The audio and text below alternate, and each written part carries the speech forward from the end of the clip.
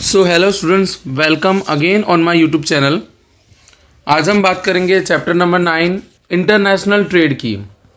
हम अपने बचपन से इंटरनेशनल ट्रेड पढ़ते हैं, लेकिन टॉपिक आया बुक में हम पढ़ लेते हैं और हमें ये भी पता नहीं चलता कि ये जो इंटरनेशनल ट्रेड है ये किसी वजह से चालू हुआ होगा, सबसे पहले हुआ होगा कि नहीं।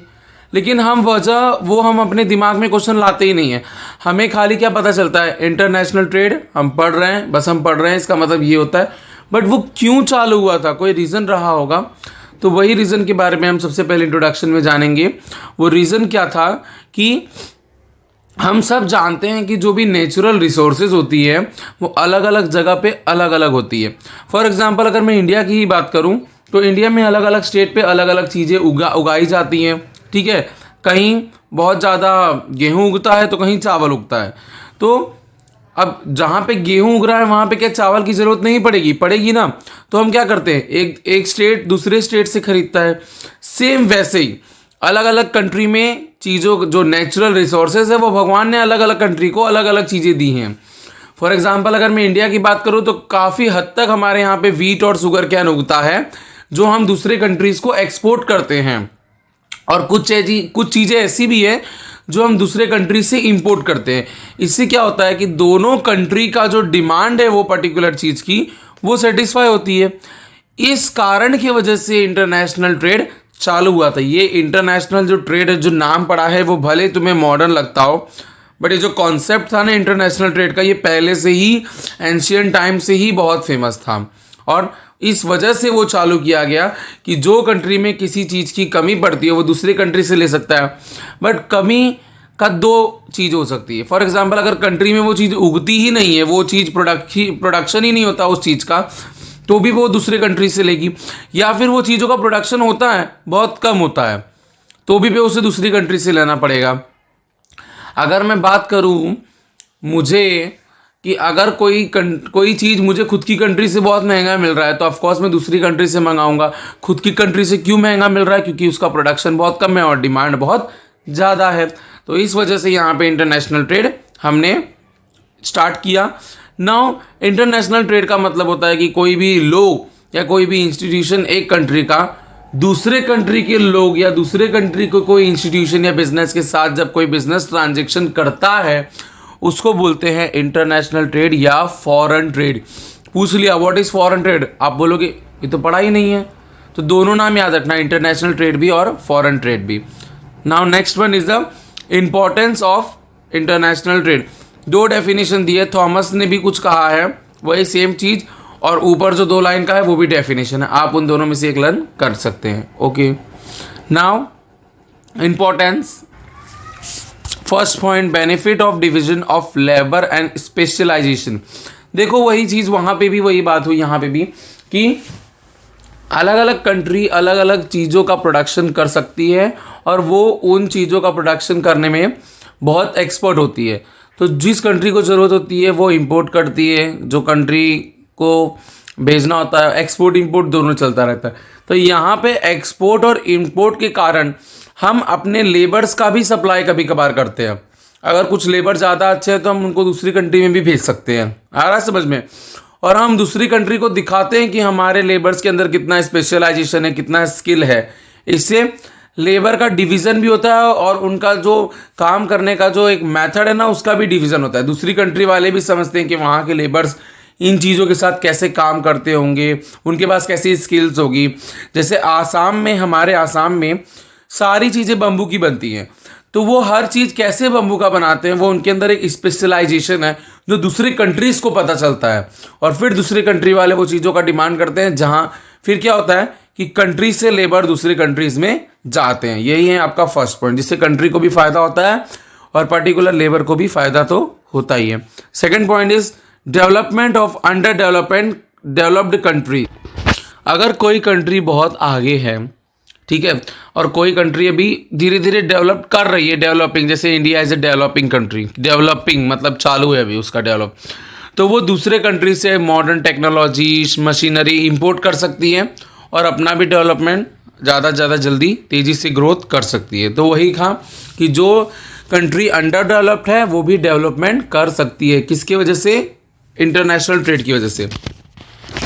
मैक्सिमम यूटिलाइजेशन ऑफ रिसोर्सेज, हमें जो नेचर से रिसोर्सेज मिला है, नेचुरल रिसोर्सेज, इसका बेस्ट से बेस्ट यूज़ होना चाहिए, इसका वेस्टेज बिल्कुल नहीं होना चाहिए। तो हमें जो रिसोर्सेज मिला है उसका बेस्ट से बेस्ट यूज़ कब होगा? हम अपने कंट्री में उगा के अपने कंट्री के लोगों को बेच के अगर हम उसका कंजप्शन कर ले तो उसका कोई मतलब नहीं है, फिर ये बेस्ट से बेस्ट यूज़ नहीं हुआ। हम अगर उसी चीज़ को उगा के ज़्यादा प्रोडक्शन करके उसको एक्सपोर्ट करेंगे तो हमें ज़्यादा फ़ायदा है कि नहीं उन रिसोर्सेज का। तो कहने का मतलब क्या है कि जो रिसोर्सेज हमें नेचर से मिली है उसका ऑप्टिमम यूज़, मतलब बेस्ट से बेस्ट यूज़ करो ताकि उसके अंदर से ज़्यादा आप पैसा कमा सको। ये कैसे पॉसिबल है? इंटरनेशनल ट्रेड से। Now next point is development of auxiliary services. जहाँ तक कि हमने बात की थी, 3 टाइप की इंडस्ट्रीज होती है, उसी में हमने पढ़ा था प्राइमरी, सेकेंडरी और टर्शरी या सर्विस सेक्टर। जब इंटरनेशनल ट्रेड चालू हुआ ना तो हमने सर्विस सेक्टर पे ज़्यादा ध्यान देना चालू किया, जैसे कि bank, insurance, warehouse, godown, communication agencies, ये सब जो सर्विस है इस पर ज़्यादा ध्यान देना चालू किया, क्योंकि ये सारी सर्विस के बिना इंटरनेशनल ट्रेड पॉसिबल नहीं है। और इसकी वजह से ये सर्विस सेक्टर का भी ज़्यादा डेवलपमेंट हुआ to maintain the price stability. पता है, अगर आपकी कंट्री में कोई चीज़ बहुत ज़्यादा प्रोड्यूस हो रही है ना तो धीरे धीरे उसका डिमांड कम होने लगता है। क्यों? क्योंकि वो बहुत ज़्यादा है, प्लांटी, बहुत ज़्यादा प्रोडक्शन हो रहा है, ठीक है, तो उसका ना धीरे धीरे ना कीमत कम होने लगता है। तो इस टाइम पे आपको क्या करना है? वही प्रोडक्ट दूसरी कंट्री में भेज देना है ताकि वो प्रोडक्ट आपकी कंट्री में लोगों को ज़्यादा ना दिखे और उसकी डिमांड भी एक हद तक बनी रहे। उसका उल्टा, अगर आपकी कंट्री में वो कोई प्रोडक्ट या कोई प्रोडक्शन नहीं हो रहा है और लोगों का डिमांड बहुत ज़्यादा है तो ऑफकोर्स वो बहुत महंगा हो जाएगा। तो इसीलिए तब आप क्या कर सकते हो? दूसरी कंट्री से मंगवा भी सकते हो ताकि उसका प्राइस स्टेबल रहे, किसी की प्राइस ज़्यादा कम या ज़्यादा ना हो। आया समझ में ये point? Now next one is high standard of living. देखो, हाई स्टैंडर्ड ऑफ लिविंग में अगर कंट्री और दूसरी कंट्री का दोनों का कंपटीशन रहेगा, किस चीज़ में कंपटीशन रहेगा? कि कम से कम प्राइस में बेस्ट से बेस्ट क्वालिटी का प्रोडक्ट लोगों को देना है। तो इसमें फ़ायदा किसको होगा? पर्टिकुलर कंट्री के लोगों को होगा कि नहीं? उनका स्टैंडर्ड ऑफ लिविंग बढ़ेगा, नहीं, जीने का स्तर बढ़ेगा, जीने का तरीका, उनका लेवल अच्छा होगा। और ठीक है, तो इनकी वजह से कंपटीशन बढ़ता है और कंपटीशन की वजह से हमें अच्छे से अच्छी क्वालिटी के गुड्स कम से कम प्राइस में अवेलेबल होते हैं। Now 7th one is exchange of culture, fashion and knowledge. देखो, अलग अलग कंट्री का अलग अलग फैशन है, अलग अलग कल्चर है और नॉलेज भी एक हद तक थोड़ा बहुत अलग ही है।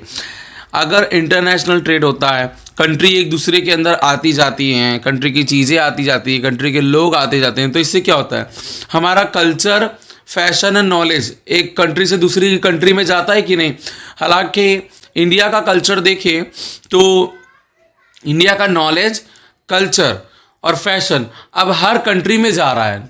नॉट ओनली 1-2 कंट्री, बहुत सारे कंट्री अडॉप्ट कर रहे हैं। और वो कंट्री के जब लोग इंडिया में घूमने आते हैं ना तो वो खाली घूमने के सोच से आते हैं, बट यहाँ पे आके वो यहीं के रह जाते हैं क्योंकि उनको यहाँ का कल्चर, फैशन और नॉलेज बहुत पसंद आता है। हम सबको पता है, रोज़ एग्जाम्पल देख रहे होते हैं ऐसी चीज़ों का, ठीक है, जिससे लोगों को अच्छा भी लगता है।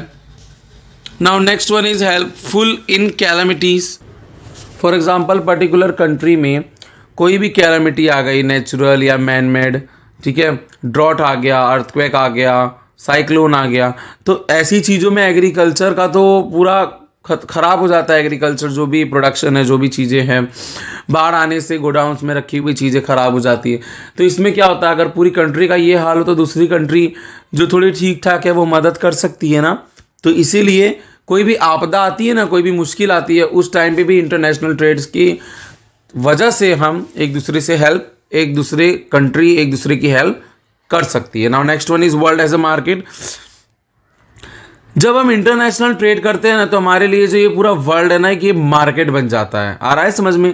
पूरे वर्ल्ड हमारे लिए एक मार्केट बन जाता है। इंटरनेशनल ट्रेड का मतलब यही होता है कि पूरे वर्ल्ड में कोने से कोने जो कंट्री छोटी छोटी होती है वो किसी के साथ भी ट्रेड कर सकती है। आया समझ में? तो ये पूरा वर्ल्ड हमारे लिए एक मार्केट बन जाता है। ग्लोबलाइजेशन समझ सकते हो आप लोग।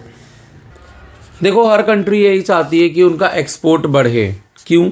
एक्सपोर्ट बढ़ेगा तो फॉरेन इनकम उस कंट्री में आएगी, जिसकी वजह से जो कंट्री का करेंसी का जो वैल्यू है वो फॉरेन की करेंसी या डॉलर के सामने बढ़ेगा। ठीक है, तो जब हर कंट्री यही चाहती है कि उसका एक्सपोर्ट बढ़े, तो कंट्री की गवर्नमेंट ऐसी बहुत सारी चीज़ें करते हैं जिससे लोग आगे आएँ, कंट्री के नई नई चीज़ें बनाएं और एक्सपोर्ट करें। फिर लोगों को ऐसा ना लगे कि यार एक्सपोर्ट करने में तो इतना सारा प्रोसीजर है, इतना सारा रूल है। तो अगर किसी का एक्सपोर्ट करने का इच्छा करता भी है तो वो ये प्रोसीजर्स को देख के वो आगे नहीं बढ़ते। तो इसलिए गवर्नमेंट भी बहुत ट्राई करती है कि लोगों का हेल्प कर सके और कंट्री का एक्सपोर्ट बढ़ा सके। वहीं अगर इंपोर्ट बढ़ेगी तो क्या होगा, कंट्री दूसरे कंट्री से ज़्यादा चीज़ें लेंगी, हाँ या ना, और फिर क्या होगा, कंट्री का जो करेंसी होगा ना कंट्री का, उसकी वैल्यू कम होने लगेगी। तो हर कंट्री चाहती है कि उनका एक्सपोर्ट बढ़े। तो गवर्नमेंट ने वैसे 7 चीज़ें अलग अलग की हैं जिससे हमारा एक्सपोर्ट बढ़े। First one is trade agreement. हम क्या करते हैं, दूसरी कंट्री को ये अपॉर्चुनिटी देते हैं कि वो साथ में मिले और वो डिसाइड करे कि उनको सामने वाली कंट्री से मंगवाना क्या है। तो 2 या 2 से ज़्यादा कंट्री एक साथ में मिलती हैं, वो डिसाइड करती हैं कि हाँ ये चीज़ें हमको मंगानी है, इतनी क्वांटिटी में मंगानी है, और फिर वो ऑर्डर देती हैं जिसको हम बोलते हैं ट्रेड एग्रीमेंट, जिससे हमें ऑर्डर मिलता है कि हाँ हमें यही सेम प्रोडक्ट एक या एक से ज़्यादा कंट्री में भेजनी है और हम वो उसको एक्सपोर्ट कर देते हैं। आया समझ में। Second one is financial and economical encouragement reward. देखो इसमें गवर्नमेंट कैसे इंकरेज करती है एक्सपोर्ट करने के लिए लोगों को, क्या करती है, जो लोग एक्सपोर्ट करते हैं उनको कुछ चीज़ें पे करनी पड़ती है डायरेक्ट। फर्स्ट ए में क्या दिया है कि जो लोग एक्सपोर्ट करते हैं ना उनको गवर्नमेंट कुछ रिवॉर्ड देती है, कुछ पैसे देती है उनके हिसाब से कि हाँ अगर इतना तुम एक्सपोर्ट करोगे तो तुम्हें गवर्नमेंट इतने पैसे देगी, ताकि उनको और इनकरेज कर सके वो और एक्सपोर्ट करे चीज़ों को ना। और बी में क्या करती है, देखो जब आप एक्सपोर्ट करोगे ना तो आपको टैक्स तो भरना ही पड़ेगा। ठीक है, एक्साइज ड्यूटी ये सब टैक्स आपको भरना ही पड़ता है, सेल्स टैक्स। तो गवर्नमेंट क्या करती है, वो या तो वो टैक्स लेगी ही नहीं या तो वो टैक्स कम कर देगी। तो वो भी तो आपके लिए एक रिवॉर्ड जैसा ही हुआ ना, आपको कम टैक्स पे करना पड़ रहा है या तो आपको टैक्स ही नहीं पे करना पड़ रहा है, तो आप और एक्सपोर्ट करने की कोशिश करेंगे कि नहीं, ऐसे गवर्नमेंट इंकरेज करती है सेकंड पॉइंट में। Now third point is C point में हमने देखा या तो गवर्नमेंट जो इनकम टैक्स भरना होता है, जैसे कि अब एक्सपोर्ट तो कर दिया प्रोडक्ट को, एक्सपोर्ट से जो इनकम आती है ना पैसे, उसमें से भी टैक्स भरना पड़ता है। तो उसमें भी गवर्नमेंट कभी कभार या तो पूरा ही टैक्स माफ़ कर देती है या तो थोड़ा बहुत माफ़ कर देती है कि थोड़ा कम देना है, तो वो भी हमें एक बेनिफिट हुआ। और नहीं तो डी पॉइंट में जो चीज़ों का तुम एक्सपोर्ट कर रहे हो ना उसके लिए जो रॉ मटेरियल लगता है ना, वो गवर्नमेंट तुम्हें रॉ मटेरियल या कोई भी ऐसी इक्विपमेंट्स, इलेक्ट्रिसिटी, ये गवर्नमेंट तुम्हें कम से कम प्राइस में तुम्हें प्रोवाइड कराएगी। आया समझ में, जिससे तुम्हारा प्रॉफिट ज़्यादा हो सके और फिर भी इससे तुम इनकरेज होगे और एक्सपोर्ट ज़्यादा करोगे। आया समझ में ये चारों पॉइंट।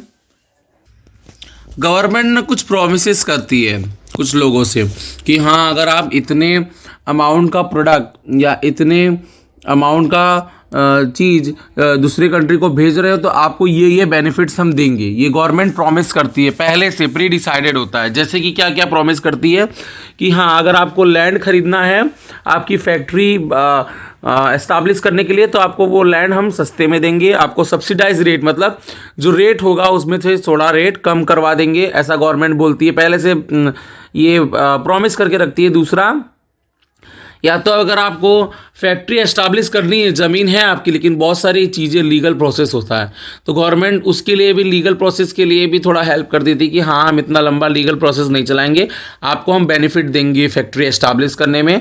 और थर्ड, या तो गवर्नमेंट क्या करती है, आपको जो फैक्ट्री आपने एस्टाब्लिश किया उसको फ्री ट्रेड जोन बना देती है। फ्री ट्रेड जोन क्या होता है, इसके अंदर आपको कोई भी टैक्स भरने की ज़रूरत नहीं है, आपको जो एक्सपोर्ट इनकम आ रही है ना उसमें से भी कोई भी टैक्स भरने की ज़रूरत नहीं है, तो फिर कम टैक्स लिया जाएगा आपसे, उसको बोलते हैं फ्री ट्रेड जोन। ऐसा भी गवर्नमेंट कर देती है। 3 प्रोमिसेस करती है गवर्नमेंट पहले से, ताकि आप अपना इंपोर्ट बढ़ा सके। ये था आपका third point. Now fourth point is financial facilities and service. इसमें गवर्नमेंट क्या करती है, इसमें भी कुछ बेनिफिट्स देती है। जैसे कि पहला क्या है, ए नंबर में, कि आपको ऐसा अरेंजमेंट करके देगी ना कि जितने का गुड्स आपने भेजा है ना उसी दिन आपको उतना पैसा मिले, ऐसा अरेंजमेंट करके देती है गवर्नमेंट। क्या करती है, अगर सपोज आपने 40,000 का गुड्स बेचा, दूसरी कंट्री में भेजा है ना, उसी दिन 24 घंटे के अंदर अंदर गवर्नमेंट आपको 40,000 आपके बैंक में लाके आपको आपके बैंक में आ जाएगा, ऐसा गवर्नमेंट फैसिलिटी देती है।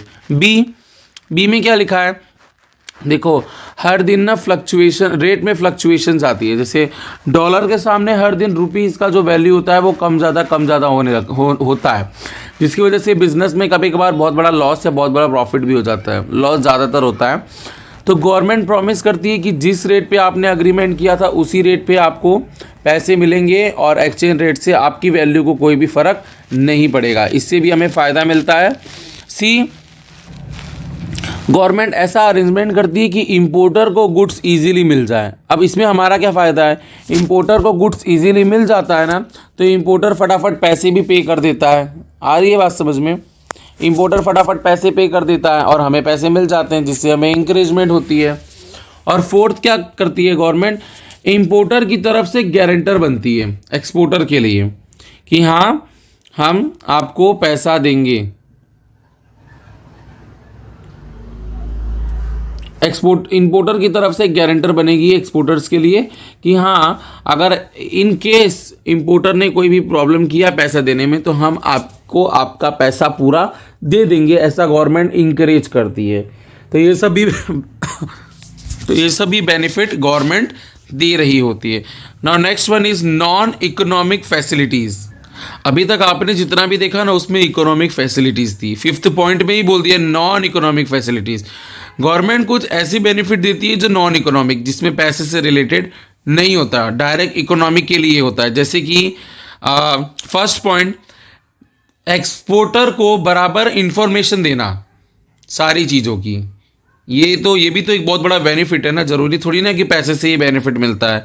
बी, एक्सपोर्टर को ट्रेन करना, उनको चीज़ें बताना, उनको पावर देना कि हाँ कैसे एक्सपोर्ट करते हैं, क्या प्रोडक्ट बनाना चाहिए, कैसे बनाना चाहिए, और फिर कैसे अपने प्रोडक्ट को बहुत एक वैल्यू दिलाएं। ऐसा भी होता है ना कभी कभार कि एक्सपोर्ट करने पे प्राइस जो होती है वो बहुत कम मिलती है हमारे प्रोडक्ट की, तो कैसे अपने प्रोडक्ट की वैल्यू बढ़ाएं, उसको थोड़ा महंगा बनाएं, उसका डिमांड कैसे क्रिएट करें, ये सभी चीज़ें गवर्नमेंट सिखा रही होती है। थर्ड वन इज़, गवर्नमेंट क्या करती है, कंपटीशन बढ़ाती है। क्या करती है कि अपने ही कंट्री में बोलती है कि जो सबसे ज़्यादा एक्सपोर्ट करेगा इस ईयर में उसको हम कुछ गिफ्ट या रिवॉर्ड देंगे। तो लोग एक्सपोर्ट करने में लगे रहते हैं, जो सबसे ज़्यादा करता है पर ईयर का उसको जो भी है वो रिवॉर्ड रिसीव करता है। Now export market